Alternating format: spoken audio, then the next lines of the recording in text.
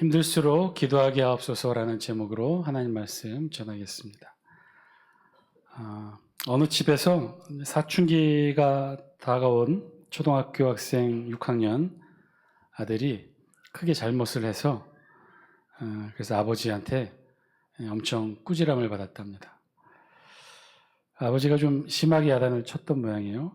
서먹했는데 마침 또 저녁 식사 시간이 돼서 식탁에 앉아서 아들, 그래도 밥은 먹어야지 하고 식탁에 앉아서 밥을 먹으면서 아빠가 이렇게 말했습니다. 오늘은 아들, 내가 잘못한 것도 있고 하니까 내가 기도해. 그랬더니 이 아들이 정말 내키지 않는 얼굴 표정으로 기도를 시작합니다. 이렇게 했대요. 하나님 아버지 감사합니다. 원수의 목전에서 상을 베풀어 주시니 감사합니다. 김 집사님이 기도하러 교회 갔어요. 그런데 교회 안에 마침 누군가 열심히 기도하고 있었어요. 가만히 보니 이 집사였대요. 그런데 기도 내용이 이상했답니다. 뭐라고 기도했냐면 이 집사가 하나님 아버지 10만 원만 주세요. 하나님 아버지 10만 원만 주세요. 이 기도를 계속 반복했다는 거죠. 그래서 뒤늦게 들어온 김 집사가 이렇게 보다가 지갑에서 10만 원을 꺼내서 얼른 이 집사에게 주었답니다. 그랬더니 이 집사가 할렐루야, 기도가 응답되었네, 할렐루야 외치면서 교회를 나갔대요. 그러자 김 집사가 텅 빈 교회에 앉아서 이제 조용히 두 손을 모으고 기도합니다. 하나님, 이제 제 기도에만 집중해 주세요. 본인 생각해 옆에서 다른 사람들이 기도하면 하나님이 자기 기도에 집중하지 않을 거라 생각을 했던 거죠. 여러분, 우리 기도 생활은 어떤가요? 여러분 열심히 기도들 하고 계신가요? 기도를 열심히 하고 싶은데 그런데 잘 되지 않을 때가 우리 많이 있죠. 왜 그럴까요? 열심히 기도하고 싶은데 기도가 잘 되지 않을 때가 있어요. 혹은 기도를 늘 합니다. 그런데 그 기도가 길지가 못해요.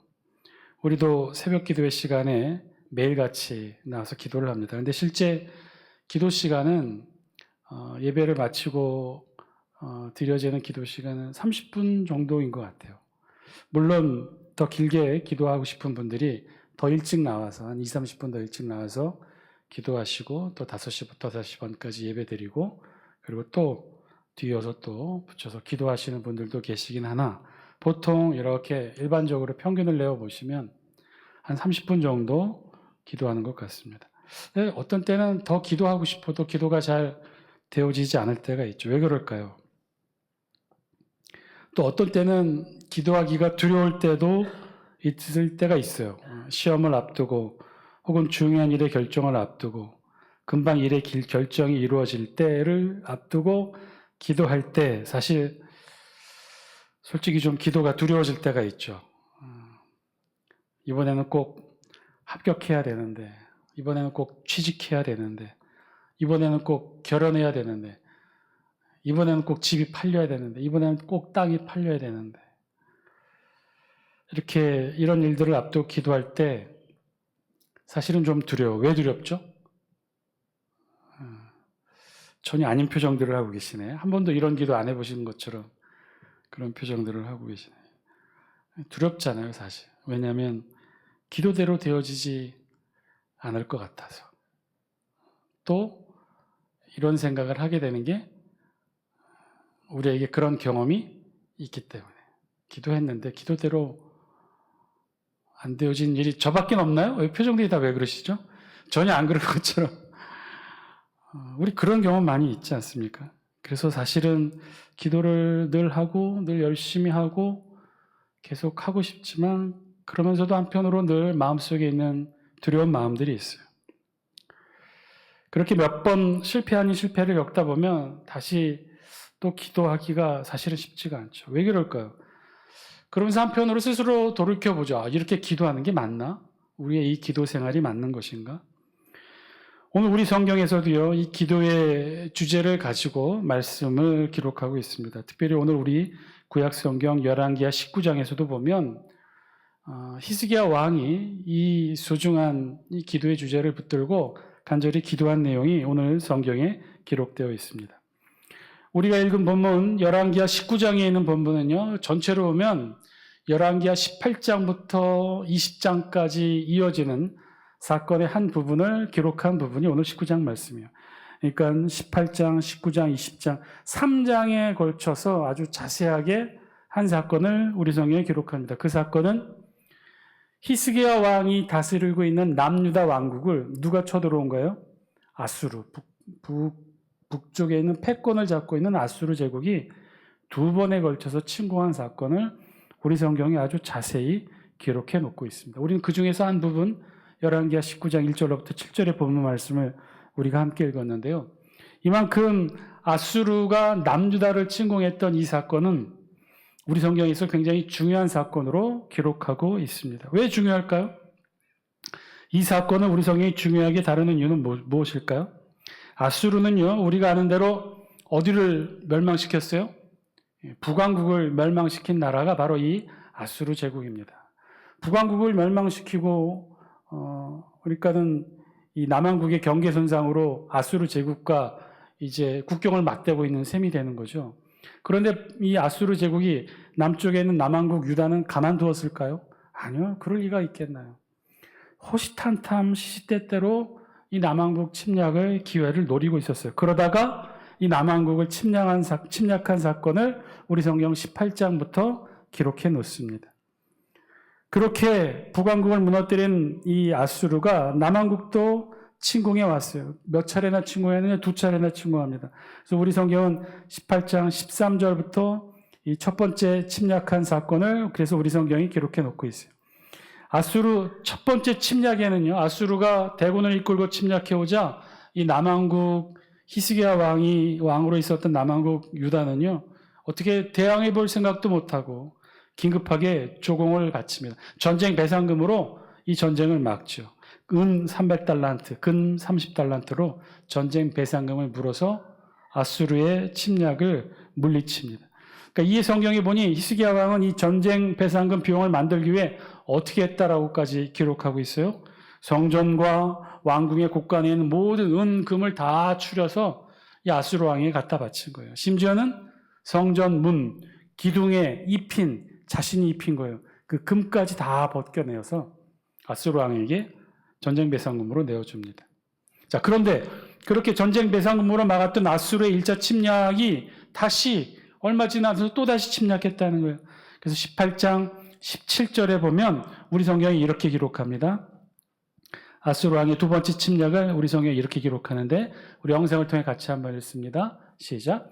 아수르 왕이 다르단과 랍사리스와 랍사게로 하여금 대군을 거느리고 라기스에서부터 예루살렘으로 가서 히스기야 왕을 치게 하매 그들이 예루살렘으로 올라가니라. 그들이 올라가서 윗못 수도 곁 곧 세탁자의 밭에 있는 큰 길에 이르러 서니라. 내용을 보니까 아수르 왕이 대군을 이끌고 침략했는데 자세히 보니까 아수르 왕이 이번에는 직접 이끌고 온 게 아니에요. 누구를 시켰다고 그랬어요? 3명의 장군 휘하에 다르단, 랍사리스, 랍사게 3명의 장수를 보내서 이스라엘을 침략했다고 우리 성경에 기록합니다. 자, 그러면 왜 아수르는 조금까지 받았는데 왜 굳이 또다시 이 유다를 재침공했을까? 그에 대한 설명은 우리 성경에 없으나 이 뒤에 랍사게의 말을 통해 알 수 있는 단서들이 있는데요.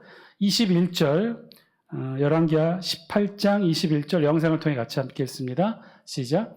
이제 내가 너를 위하여 저 상한 갈대 지팡이 애굽을 의뢰하도다.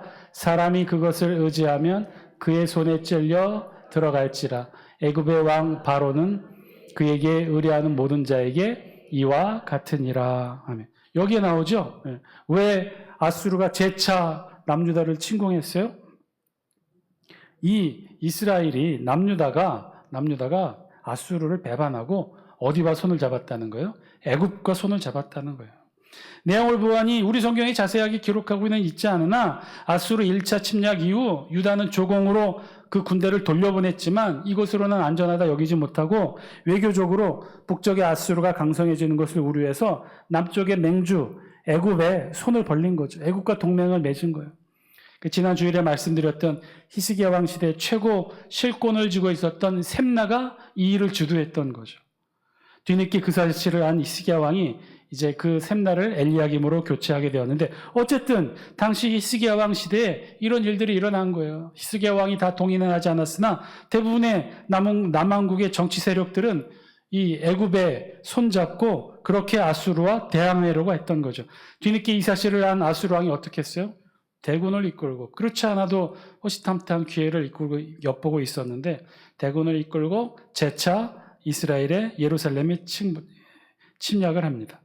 그런데 우리 성경을 자세히 보니까 아수르 왕이 직접 침공한 것이 아니라고 그랬어요. 본진을 이끌고 내려왔으나 본진은 라기스에 머물고, 그리고 3명의 장수에게 군사를 맡겨서 예루살렘을 침략하게 합니다.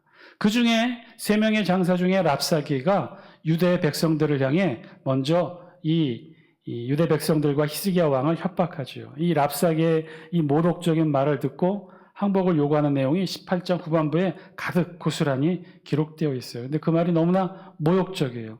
이 랍사기가 히스기야 왕 앞에 예루살렘을 다 포위하고 하는 말입니다. 포위하고 히스기야 왕과 유다 백성들에게 이렇게 조롱하죠. 23절 우리 영상을 통해 같이 한번 읽습니다. 시작. 청하건대 이제 너는 내 주 아수르 왕과 내기하라. 내가 만일 말을 탈 사람을 낼 수 있다면 나는 내게 말 2,000마리를 주리라. 이게 무슨 말이죠? 내가 말을 탈 수 있는 사람을 낼 수 있다면 내가 말 2,000마리를 줄 테니까 당장 나와 싸우자, 그 말이에요. 예루살렘 성을 꼭 닫아 걸고 지금 수성전을 하고 있잖아요. 그러니까 더 이상 침략할 수 없으니까 뺑 둘러 포위하고는 랍사게 장수가 나와 말로 싸우고 있는 거예요. 내가 말을 보낼 테니까, 너네가 보니까 말 탈 수 있는 사람이 없나 본데 내가 말을 보낼 테니까 말 탈 수 있다면 말 타고 나와서 우리와 같이 싸우자는 거예요.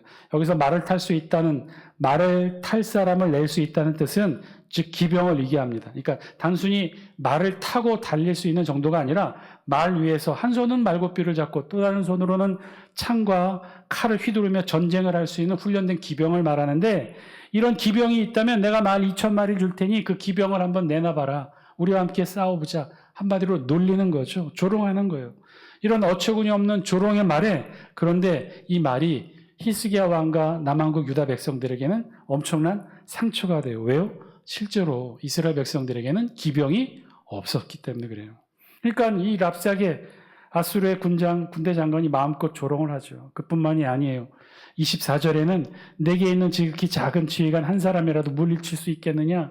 내가 애굽을 의뢰하고 있는데 애굽으로부터 병과 기병을 지원받을 수 있느냐? 그리고 심지어 마지막 25절에는 이렇게도 조롱하죠. 우리 영상을 통해 25절 같이 함께 읽겠습니다. 시작. 내가 어찌 여호와의 뜻이 아니고야 이제 이곳을 멸하러 올라왔겠느냐? 여호와께서 전에 내게 이르시기를 이 땅으로 올라와서 쳐서 멸하라 하셨느니라 하는지라. 지금 이게 누가 하는 말이에요? 아수르의 군대 장관 랍사게. 이름답게 어찌나 그 입이 독한지, 하여튼 이렇게까지 말하는 거예요. 근데 뭐라고 말하는 거예요? 마지막에는 뭐라고 말해요? 자신들이 대군을 이끌고 아수르가 예루살렘에 쳐들어온 게 누구 뜻이라는 거예요? 하나님 뜻이라는 거예요. 아마도 우리를 향한 사탄의 공격이 있다면 그 마지막의 모습은 이럴 거예요. 하나님이 시켰다고 하는 거죠.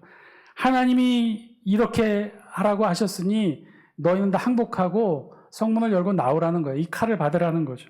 하나님께 벌을 받으라는 거예요. 하나님께 심판받으라는 거죠. 이 얼마나 이 랍사게 조롱의 말이 상처가 되었겠습니까? 급기야 히스기야 왕 신하들이 랍사게에게 그래서 도움을 요청하죠. 이렇게 말해요. 26절 우리 영상을 통해 같이 함께 읽습니다. 시작. 26절입니다. 제가 읽겠습니다. 청하건대 아람말로 당신의 종들에게 말씀하시고 성 위에 있는 백성이 듣는 데서 유다말로 우리에게 말씀하지 마옵소서. 랍사게는 지금 아수르의 군대 장관이에요. 이 군대 장관은 아람말을 써요. 근데 아람말로 하라는 거예요. 그런데 이 랍사게가 무슨 말로 지금 이 조롱과 모욕을 쏟아내고 있었던 거예요? 예, 유다말로, 즉 히브리어로 지금 이렇게 하고 있는 거예요. 그러니까는 그 히스기야 왕의 신하들이 랍사게에게 이렇게 말하는 거죠. 우리가 당신의 말도 우리는 배워서 알고 있으니까 당신의 말 아람말로 해라. 히브리 말로 해서 백성들이 듣고 다 무서워하니까 히브리 말로 마저 하지 말고 유다 말로 하지 말고 아람 말로 하라. 그랬더니 27절 랍사게가 뭐라고 그래요? 우리 영상을 통해 같이 함께 읽습니다. 시작. 랍사게가 그에게 이르되 내 주께서 내 주와 내게만 이 말을 하라고 나를 보내신 것이냐? 성 위에 앉은 사람들도 너희와 함께 자기의 대변을 먹게 하고 자기의 소변을 마시게 하신 것이 아니냐. 뺑둘로 포위했으니까 몇 날 며칠 지나면 수성전하는 백성들은 성문 걸어 잠그고 있으면 안전할지는 모르나 하루 이틀 한 달 두 달 지나면 어떻게 돼요? 성 안에 있는 양식이 떨어지고 물이 떨어져서 결국은 대변을 먹고 소변을 마시게 되게 될 것이다라고 하는 아주 치욕적인 말을 지금 이 랍사게 군대 장관이 하고 있는 거죠. 우리 말펀치라고 하죠. 이 말의 위력이 참 셉니다. 말이 참 무섭기도 하고 말이 두렵기도 해요. 그래서 이 말을 잘 사용하는 사람들 보면 말펀치라고 얘기할 정도로 말에 힘이 세요. 고대에는 이것을 전쟁의 도구로 사용한 거죠. 랍사게가 대표적으로 그런 인물인 거예요. 이렇게 수성전, 공성전을 하게 될 때 전쟁을 하지 못하고 대치 상황에서는 뭔가 싸워야 되는데 싸울 수 없으니까 말로 싸우는 거죠. 아주 심한 말, 독한 말, 이런 말들로 고도의 이 심리전을 사용해서 이렇게 말하는 거죠. 자, 어쨌든 히스기야 왕은 이 랍사게 이 아수르 군대 장관의 말의 힘, 겁받고 협박의 말을 듣고 어떻게 했을까요?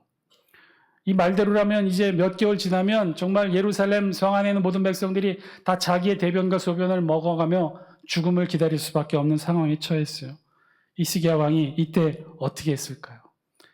이때 히스기야 왕이 했던 내용이 바로 오늘 우리가 함께 읽었던 19장 1절로 7절에 있는 본문의 말씀이에요. 히스기야 왕이 이렇게 합니다. 우리 1절 말씀, 19장 1절 말씀 같이 함께 읽습니다. 시작. 히스기야 왕이 듣고 그 옷을 찢고 굵은 배를 두르고 여호와의 전에 들어가서. 히스기야 왕이 어떻게 했다는 거예요? 여호와의 전 성전으로 들어갔다고 그랬어요. 신하들이 그토록 믿었던 애굽 왕을 찾아가거나 사신을 보내거나 아니면 애굽을 의지하며 위로를 얻었던 것이 아니라 어디로 갔다는 거예요? 여호와의 전으로 간 거예요. 하나님의 성전으로 가서 어떻게 했느냐? 기도를 합니다. 그리고는 그것도 모자라 이사야에게 기도 요청을 합니다. 4절 말씀 우리 영상을 통해 같이 함께 읽습니다. 시작. 랍사게가 그의 주 아수르 왕의 보냄을 받고 와서 살아계신 하나님을 비방하였으니 당신의 하나님 여호와께서 혹시 그의 말을 들으셨을지라. 당신의 하나님 여호와께서 그 들으신 말 때문에 꾸짖으실 듯하니 당신은 이 남아있는 자들을 위하여 기도하소서 하더이다 하니라. 선지자 이사야를 통해 하나님께 기도 요청을 합니다. 자신도 옷을 찢고 성전에 가서 기도할 뿐만 아니라 이사야 선지자에게 기도 요청을 하는 거죠. 사랑하는 장수교 성도 여러분, 힘들고 어렵고 상처받고 어찌할 수 없을 때 오늘 본문의 히스기야 왕처럼 하나님 의지하시고 기도하시는 여러분 되시기를 주의 이름으로 간절히 축원드립니다. 하나님 의지하는 것, 그게 바로 기도인 것이죠. 하나님 전에 나와 하나님께 기도하는 거예요. 그리고 누군가에게 기도의 동역자에게 기도 요청을 하는 거죠. 하나님 전에 나와 직접 하나님께 기도하고 또 기도의 동역자에게 기도 요청하고 그렇게 우리의 아픔, 우리의 상처, 우리의 문제를 하나님께 아뢰고 그리고 하나님을 의지하고 기도하는 것. 그러면 어떻게 해요? 하나님이 해결해 주셔요. 어떻게 해결해 주셔요? 아주 절묘하게 하나님의 방법과 뜻대로 하나님이 해결해 주십니다. 자, 지금 저들이 비방하고 랍사게를 통해서 비방하고 모욕하고 심지어 사탄의 말로 하나님을 빙자해 이스라엘 백성들을 모욕하고 있잖아요. 하나님이 이거를 어떻게 해결하실까요? 하나님이 다 그대로 되돌려 갚으십니다. 하나님은 히스기야 왕의 그런 하나님의 기도, 하나님의 의뢰와 신뢰에 대한 기도, 어려울 때 찾아와 기도했던 그 기도를 들어주시고 이렇게 해결하십니다. 우리 7절 영상을 통해 같이 함께 읽습니다. 시작.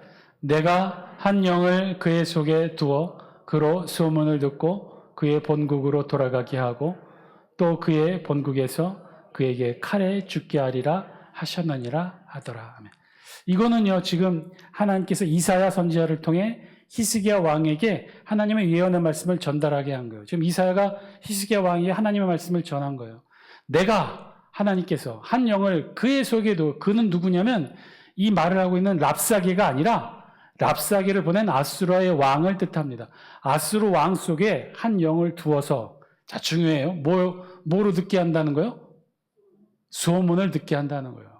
그러니까 아수르 왕, 하나님이 지금 히스기야 왕이 기도했으니까 하나님이 지금 응답해 주시는 거예요. 하나님의 방법으로 응답해 주시는 거예요. 근데 어떻게 응답해 주시느냐? 뭐 어디서 원군 요청이 와서 예루살렘, 포위된 예루살렘을 구원해 주는 것도 아니고, 뭐 어떤 특별한 일이 일어나는 것도 아니고, 뭐 그런 게 아니라 어떻게 해요? 소문을 듣게 한다는 거예요. 아수르 왕이 소문을 듣고, 그 소문을 듣고 곧바로 본국으로 돌아간다는 거예요. 예루살렘을 포위하다 말고 본국으로 돌아간다는 거예요. 그리고 본국에 돌아가서 어떻게 한다는 거예요? 칼에 맞아 죽게 한다는 거예요. 이 정말 이해할 수도 없는 말, 어떻게 이런 일이 이렇게 될 수 있을까? 그런데 하나님은 이렇게 이사야를 통해 히스기야에게 이렇게 말씀하시고 실제로 이 말씀대로 이 일을 해결해 주십니다. 여기서 말하는 소문이란 어떤 소문이냐면요, 9절에 나온 구스왕 디르하가에 대한 이 소문이에요. 이 구스라는 나라의 왕이 히스기야 왕을 도우려고 군사를 일으켰다는 소문을 아수르 왕 사네립이 듣게 된다는 거예요. 그게 사실인지 아닌지는 몰라요. 우리 성경에 나와 있지도 않고 역사자료에 나와 있지도 않으나 하여튼 그런 소문을 히스기야 왕이 듣습니다. 그런데 이것이 소문인지 아닌지 이 아수르 왕이 듣고는 이 사실을 확인해 봐야 될 거 아닙니까? 걱정이 되니까. 만약에 이 소문이 사실이라면 구스가 군사를 일으켜 예루살렘을 돕고 예루살렘의 군대도 나와서 자신을 치게 되면 자신은 이제 퇴로가 차단된 채로 힘든 전쟁을 치러야 되니까 사네립 왕도 걱정이 됐던 거예요. 그래서 어떻게 하느냐? 군대를 이끌고 어떻게 해요? 돌아가요. 본진으로 돌아가요. 본국으로 돌아갑니다. 그리고는 어떻게 되었느냐? 우리 19장 37절 말씀, 이사야의 예언처럼 그 일들이 이루어지는데 이렇게 이루어져요. 우리 37절 말씀 영상을 통해 같이 함께 읽습니다. 시작. 그가 그의 신 니스록의 신전에서 경배할 때에 아드람 멜렉과 사라셀이 그를 칼로 쳐 죽이고 아라랏 땅으로 그들이 도망하며 그 아들 에사라돈이 대신하여 왕이 되니라. 자세한 내용은 잘 모르겠으나 하여튼 본국으로 돌아갔는데 누군가의 반란에 의해 이 아수르 왕 사네립이 죽게 된다는 거예요. 어이없이 정말 죽은 거죠. 소문이었는데 그 소문을 믿게 되었고 그 소문으로 본국으로 돌아가 암살로 죽게 되었던 거예요. 어떤가요? 사네립이 랍사게를 동원해 하나님의 백성과 히스기야를 말로 겁박하고 겁을 주고 하나님의 이름을 빙자하여 괴롭혔는데, 그런데 아주 똑같이 소문 하나로 하나님은 사네립 왕을 죽게 했던 거죠. 우리 성경에는 단순히 사네립이 소문을 듣고 본국으로 돌아갔다고 했는데 구스 왕이 군사를 일으켜 자신이 없는 본국을 침략하게 되었다는 소문을 듣게 되었던 것이고, 결국 이 소문이 결국은 사네립 왕을 두렵게 해서, 그래서 이 소문만 믿고 철수하게 되었던 거죠. 말로 힘들게 하고 말로 죄를 지었던 아수르, 하나님이 말로 똑같이 갚으셨던 거죠. 사랑하는 정숙교 성도 여러분, 아프고 힘들고 어렵고 상처받고 그러면 그럴수록 더욱더 하나님 앞에 나와 하나님 찾고 의지하고 기도하시는 여러분 되시기를 주의 이름으로 간절히 축원드립니다. 그러면요, 하나님이 정확하게 그 문제를 해결해 주세요. 그럼에도 불구하고 우리는 문제가 생기면 잘 기도하지 못하게 되죠. 왜 그럴까요? 왜 기도하기를 주저하게 될까요? 혹시 두려워서일까요? 본문으로 돌아가서 히스기야 왕이 기도했다고 했죠. 옷을 찢고 성전에 들어가 기도했다고 했어요. 또 이사야에게도 기도 요청을 했다고 했죠. 그리고 자신도 하나님께 기도했다고 했어요. 그러면 히스기야 왕은 무엇이라고 하나님께 기도했을까요? 히스기야 왕이 기도한 내용은 무엇이었을까요? 뿐만 아니라 히스기야 왕과 그의 신하들은 하나님 앞에 무엇이라고 기도했을까요? 아수르 왕이 무서운 소문을 듣게 해서, 말로 우리를 겁박했으니까 아수르 왕도 무서운 소문을 듣게 해서 고고로 돌아가 반란으로 죽게 해달라고 히스기야 왕이 그렇게 기도했을까요? 여러분이 히스기야 왕이라면 여러분들은 어떻게 기도했을까요? 아마도 우리가 생각할 수 있는 방법에서 기도의 제목 삼지 않았을까요? 히스기야 왕도 그렇고 신하들도 그렇고 지금이라도 애굽의 바로가 마음을 돌려서 대군을 파병해서 예루살렘을 지키고 있는 이 아수르와 한판 전쟁을 벌여서 자신들을 구원해 달라고 기도하지 않았을까요? 아니면 애굽이 아니면 주변의 다른 나라에서 원군을 보내서 도와줄 수 있게 해달라고 기도하지 않았을까요? 아니면 아수르 왕의 마음을 돌이켜 예루살렘을 침략하지 않고 이번에도 전쟁 배상금 받아서 조용히 돌아가게 해달라고 기도하지 않았을까요? 다 자기들 수준에서 가능한 방법으로 하나님께 기도했겠죠. 그런데 하나님의 응답은 무엇인가요? 우리 다시 한번 19장 7절 말씀 우리 영상을 통해 같이 함께 읽습니다. 시작. 내가 한 영을 그의 속에 두어 그로 소문을 듣고 그의 본국으로 돌아가게 하고 또 그의 본국에서 그에게 칼에 죽게 하리라 하셨느니라 하더라. 어쩌면 이 이사야를 통한 하나님의 응답은 이들의 기도의 내용과는 전혀 다른 답이었을 거예요. 아니 애굽에서 원군을 보내는 것도 아니고 다른 나라에서 도와주는 것도 아니고 소문이라고. 이 소문을 듣고 아수르 왕이 군대를 이끌고 다시 돌아간다고? 이게 말이나 돼요? 사랑하는 자숙성도 여러분, 오늘 말씀을 통해 우리에게 주신 하나님의 음성 저와 여러분들이 들을 수 있게 되기를 바랍니다. 우리가 기도할 때 힘이 빠지고 주저하게 되고 기도의 힘을 잃게 될 때가 있죠. 그런 때가 언젠가요? 솔직히 우리 신앙 돌이켜보면 그럴 때가 있죠. 그럴 때는 언제인가요? 우리의 기도에 응답이 없을 때, 혹은 우리 기도에 하나님께서 제대로 응답해 주시지 않을 때죠. 사실 그럴 때마다 우리 기도할 때 주저하게 되고 때로는 두렵기도 하죠. 우리가 원하는 대로 응답되어지지 않을 때, 우리는 이렇게 기도했는데 하나님께서 이 기도대로 응답해 주시지 않을까 봐 사실 두렵기도 하죠. 사랑하는 장숙회 성도 여러분, 우리가 기도한다는 것은 어떤 것을 말하는 것일까요? 우리가 기도한다는 것은요, 우리의 기도대로 이루어지기를 원하는 것이 우리의 기도일까요? 우리 신앙에서 지금 우리 늦었지만 지금이라도 올바른 기도할 수 있게 되기를 주의 이름으로 간절히 축원드립니다. 기도는요, 우리가 원하는 대로 이루어지기를 소망하는 것이, 여러분 죄송하지만 기도가 아니에요. 기도는요, 우리의 일을 하나님께서 이루어 주시기를 소망하는 것이 기도인 줄 믿습니다. 왜냐하면 우리가 하지 못하는 일들이니까. 아무리 보아도 이것은 우리가 해결할 수 있는 일이 아니니까. 아무리 보아도 해결의 답이 꽉 막혀 있으니까. 그러니까 하나님이 하셔야 되고 하나님이 이루어 주셔야 한다고 믿으니까 우리가 그렇게 기도하는 거죠. 우리 일이 이루어지기를 기도하는 것, 그것도 기도지만 더 정확하게는 우리 일이 어떻게 이루어지기를 원하는 건가요? 우리 일이 우리의 뜻대로 이루어지기를 원하는 것이 기도인가요? 아니면 우리의 일이 하나님의 뜻대로 이루어지기를 원하는 것이 기도인가요? 하나님의 뜻대로. 우리의 일이 우리의 뜻대로만 이루어지기를 원한다면 그건 기도할 필요가 없지 않죠. 우리가 그냥 열심히 하면 돼요. 우리 다 알잖아 지금. 이렇게 하고 저렇게 해서 이렇게 되기를 우리는 원하는데 그럼 다 알잖아 방법. 그럼 우리가 열심히 하면 되지. 아니란 말이에요. 그럴 수 없는 벽을 느꼈을 때, 그렇지 못하는 상황들이 이루어졌을 때 우리 하나님이 해결해 주시길 원하며 기도하는 것 아닙니까? 그러면 해결의 방법도 해결의 결과도 해결의 내용도 다 하나님께 내어 맡기는 것이 기도의 본질 아닐까요? 말 그대로 우리가 원하는 대로 이루어지길 기도하는 건 그 우리가 해야 될 일인 거죠. 우리가 하면 돼요. 열심히 하면 돼요. 그러나 기본적으로 우리의 뜻대로 이루어지기를 원하는 것은요, 여러분, 우리의 기도가 아닙니다. 그건 우리의 소망이고 다짐이죠. 흔들림 없이 하면 돼요. 그렇지 못하니까 우리가 기도하게 되는 것 아닙니까? 의사도 못 고치고 병원도 못 고친다고 하니까 우리가 기도하는 것 아닙니까? 누구도 할 수 없다고 하니까, 누구나 할 수도 없다고 하니까, 그러니까 하나님 찾고 부르짖고 기도하는 것 아닙니까? 그래서 우리가 하나님께 기도하는 것은요, 우리의 뜻대로 되어지기를 기도하는 것이 아니라 우리의 뜻대로 되어질 수 없으니 이제는 하나님 뜻대로 이루어 주옵소서. 하나님 방법대로 이루어 주옵소서. 그렇게 온전히 하나님 두 손 위에 우리의 문제를 내어 맡기는 것, 그게 우리의 기도인 줄 믿습니다. 사랑하는 장숙회 성도 여러분, 우리가 기도하는 것은요, 우리의 뜻대로가 아니라 하나님의 뜻대로, 하나님의 방법대로 되어지기를 소망하는 것이 기도예요. 그러면, 그래서 기도하면, 이제부터는 그 일을 누가 하시는 거예요? 누가 하시는 거예요? 하나님이 하시는 거예요. 어차피 이 세상 일은 다 하나님이 다스리시고 섭리하시는 것 아닙니까? 그 하나님의 다스리심과 섭리하심에 우리의 일의 주권마저 내어 맡기는 거죠. 그게 우리의 기도인 거예요. 우리의 일을 하나님의 뜻대로, 하나님의 방법대로 이루어 주옵소서.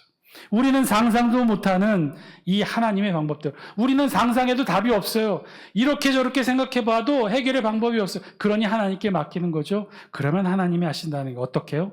우리는 상상도 못하는 하나님의 방법대로, 하나님의 뜻대로. 오늘 본문의 히스기야 왕도 그렇게 기도하지 않았을까요? 이 상황에서 무슨 방법이 있겠어요? 이 상황에서 어떤 방법으로 구원해달라고 기도할 수 있겠어요? 하나님의 뜻대로, 하나님의 방법대로. 세상은 도무지 흉내낼 수 없는 하나님의 방법대로 하나님 해결하여 주옵소서. 정말 하나님은요, 오늘 본문에 보시면 그렇게 그 문제를 해결하십니다. 어떻게 해결했을까요? 우리 다 함께 열왕기하 19장 35절 말씀, 우리 영상을 통해 같이 함께 읽습니다. 시작. 이 밤에 여호와의 사자가 나와서 아수르 진영에서 군사 18만 5천 명을 친지라. 아침에 일찍이 일어나 보니 다 송장이 되었더라. 아멘. 하나님의 방법대로, 그 누구도 상상하지 못한 소문을 듣고 아수르 왕 사네립 라기스에 주둔하고 있던 아수르 군사의 본진은요, 소문 듣고 본국으로 돌아갔어요. 본국으로 돌아가서 반란으로 아수르 왕 사네립은 죽습니다. 그러면 예루살렘을 포위하고 있던 3명의 장수가 이끈 아수르의 대군들은 어떻게 됐을까요? 애굽에서 지원군이 온 것 아니었어요. 다른 나라가 도우러 온 것도 아니었어요. 갑자기 성 안에 있었던, 예루살렘 안에 있었던 이스라엘 백성들이 기운이 나서 칼을 들고 싸워 이겼던 것도 아니에요. 어떤 일이 일어난 거예요? 여호와의 사자가, 어디서 나와 있는지 모르겠으나 여호와의 사자가 하룻밤 안에 예루살렘을 뺑 포위하고 있던 그 수많은 아수르 군사의 진영에 여호와의 사자가 임해서 하룻밤 만에 18만 5천 명을 다 죽였다 그랬어요. 아침에 일어나 송장밖에 없었다 그랬어요.